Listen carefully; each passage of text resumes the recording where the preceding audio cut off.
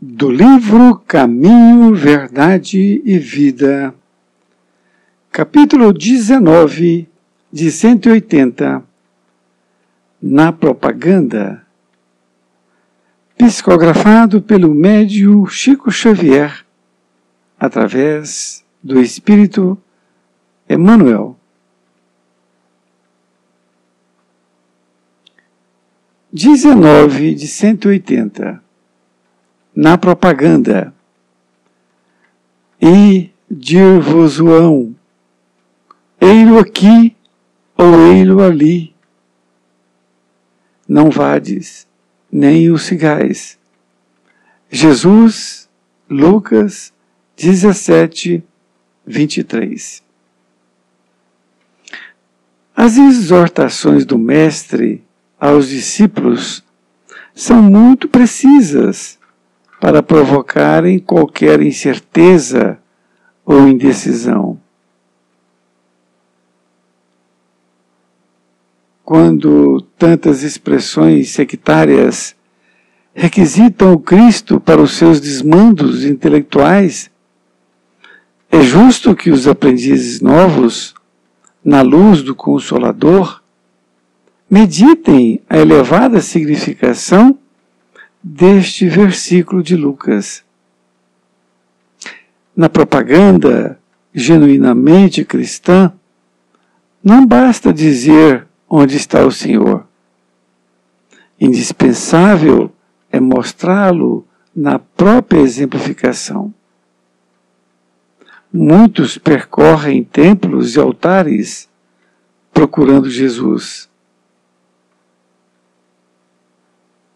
Mudar de crença religiosa pode ser modificação de caminho, mas pode ser também continuidade de perturbação. Torna-se necessário encontrar o Cristo no santuário interior.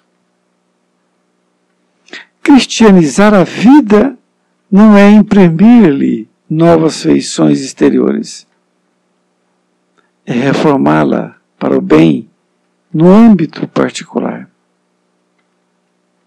Os que afirmam apenas na forma verbal que o Mestre se encontra aqui ou ali, arcam com profundas responsabilidades. A preocupação de proselitismo é sempre perigosa para os que seduzem com as belezas sonoras da palavra, sem exemplos edificantes. O discípulo sincero sabe que dizer é fácil, mas que é difícil revelar os propósitos do Senhor na sua existência.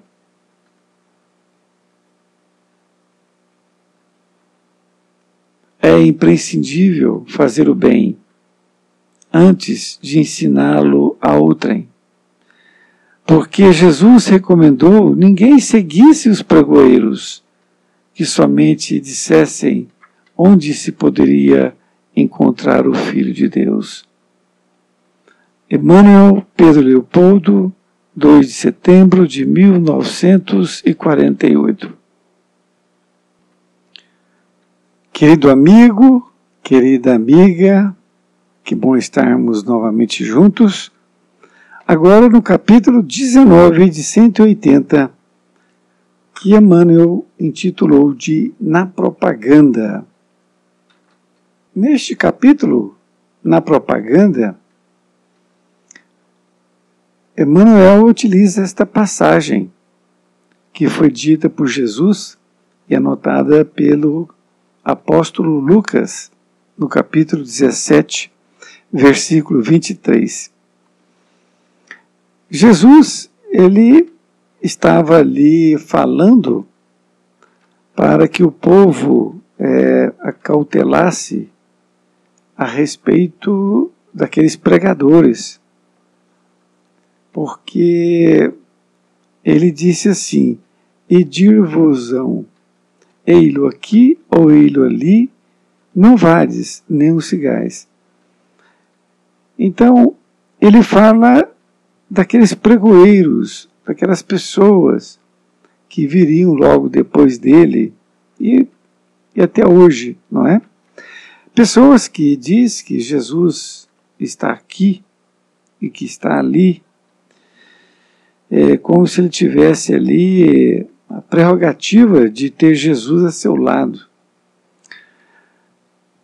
E Emmanuel, como sempre, vai nos explicar aqui esta lição. E ele começa dizendo: as exortações do Mestre aos discípulos são muito precisas para provocarem qualquer incerteza ou indecisão. Então, Emmanuel está afirmando de que as palavras de Jesus são muito claras, que não tem como provocar uma incerteza ou indecisão.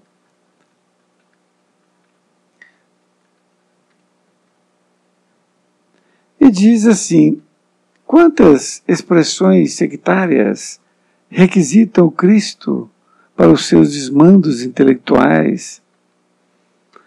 É justo que os aprendizes novos, na luz do Consolador, meditem a elevada significação desse versículo de Lucas. Então aqui Emmanuel está dizendo que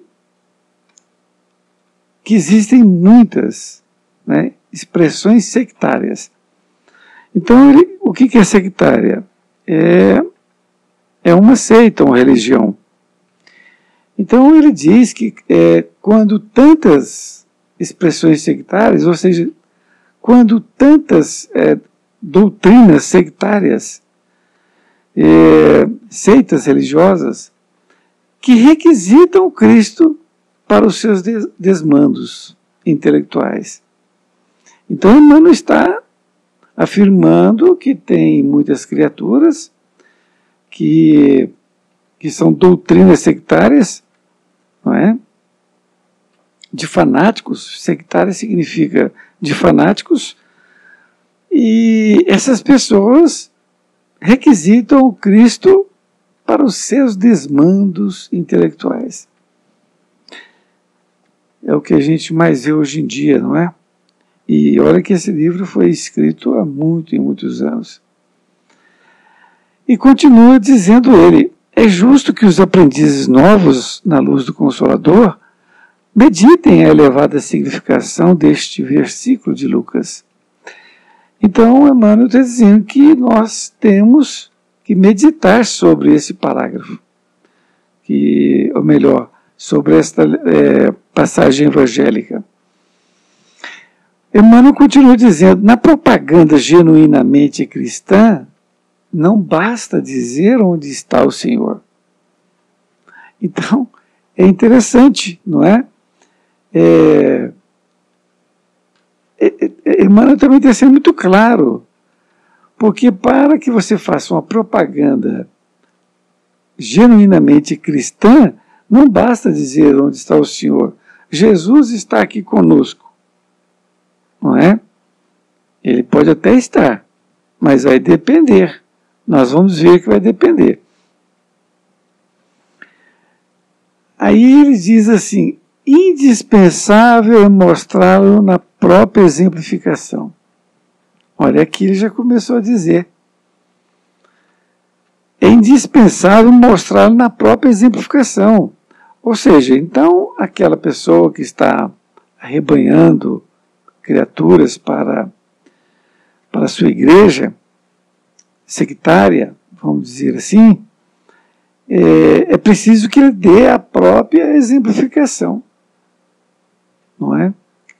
É o que exatamente Jesus, ou Emmanuel, está falando.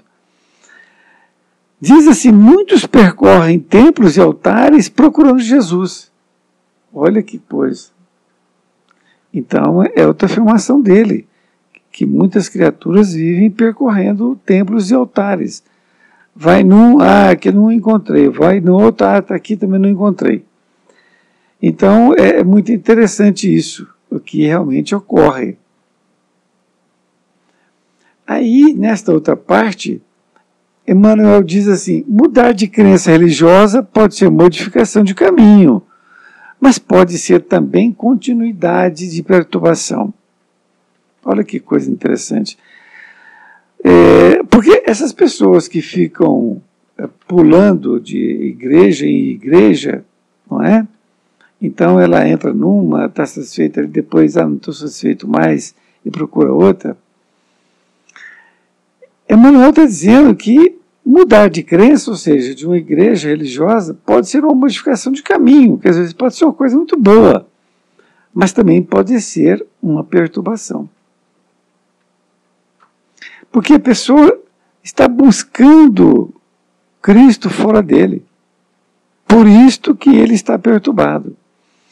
E aqui Emmanuel diz, mais uma vez, torna-se necessário encontrar o Cristo no santuário interior de cada um de nós. Nós é que temos que encontrar em nós, não é? Cristianizar a vida não é imprimir-lhe novas feições exteriores. Então, cristianizar a vida de cada um de nós não é criar novas feições exteriores. Eu vou colocar agora uma roupa, ficou parecendo Jesus agora.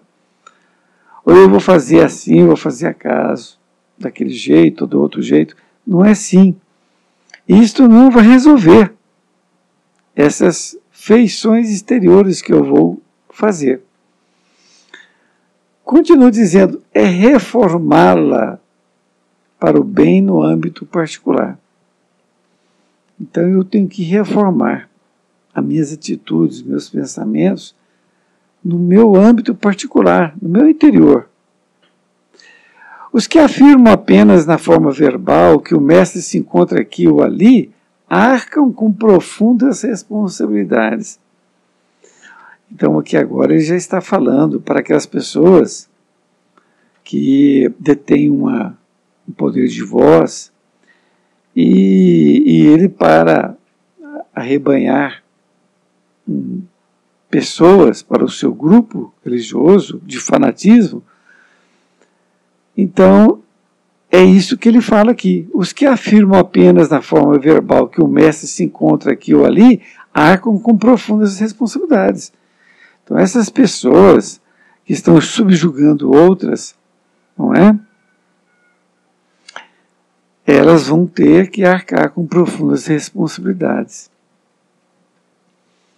Nesta outra parte, Emmanuel diz, a preocupação de proselitismo é sempre perigosa para os que se seduzem com as belezas sonoras da palavra sem exemplos edificantes. A palavra proselitismo significa doutrinação. Então, a preocupação desta doutrinação é sempre perigosa, não é? Então ele está reafirmando mais uma vez o que ele disse anteriormente, que essa preocupação de querer doutrinar as pessoas, para que essas pessoas fiquem ao seu redor, contribuindo financeiramente, o que é sempre normal fazer isso, para aqueles que se seduzem com as belezas sonoras da palavra, sem exemplos edificantes. Então a criatura, essa pessoa, ela tem uma bela voz, a belezas sonoras, né, da palavra, mas sem exemplos edificantes. Ou seja, ele não tem nenhum exemplo para que ele possa ali demonstrar que ele está no caminho de Jesus. No segundo parágrafo diz, o discípulo sincero sabe que dizer é fácil, mas que é difícil revelar os propósitos do Senhor na existência própria. E é um fato, não é? O discípulo sincero, aquele que não está procurando facilidades, ele sabe que é fácil falar. Difícil é revelar esses propósitos diante da existência própria.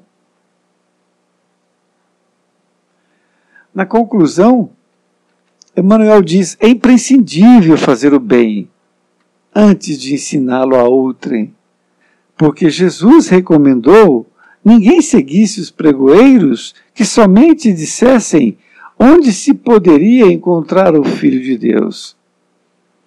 Então, olha que coisa maravilhosa. É imprescindível fazer o bem. Ou seja, nós temos que estar fazendo o bem antes de ensiná-lo a outrem. Então você dizer palavras belas, mas não praticá-las, não adianta nada. E é o que ele diz, porque Jesus recomendou ninguém seguisse os pregoeiros e somente dissesse onde se poderia encontrar o Filho de Deus. Ou seja, são palavras vãs, palavras jogadas ao vento. Então, desta forma, nós temos aqui uma lição maravilhosa para nós nos acautelarmos com esses pregoeiros, com essas pessoas. E informar isso para as outras pessoas também. Para as outras pessoas. Se a pessoa chegar perto de você e falar, olha, o fulano de tal tem uma palestra linda, ele faz, ele tem uma linda voz, né? Esse tipo de coisa. Aí você pode alertá-la para ver se ele pratica o bem ou se só fala do bem, não é? Foi muito bom estar com você. Espero encontrá-lo em próxima oportunidade. Fique com Deus.